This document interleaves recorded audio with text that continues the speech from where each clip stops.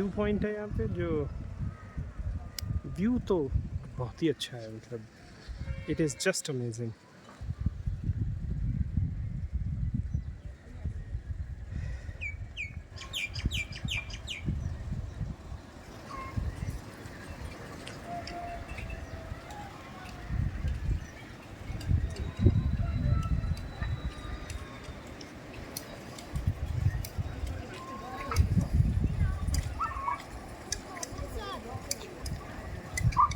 क्योंकि बारिश का मौसम है इसलिए चारों तरफ बादल हैं, स्पेशली पहाड़ी के ऊपर की तरफ आपको बादल देख सकते हैं, और बीच बीच में बरस भी रहा है। The weather is very good. It is not hot, it is not cold. Just nice.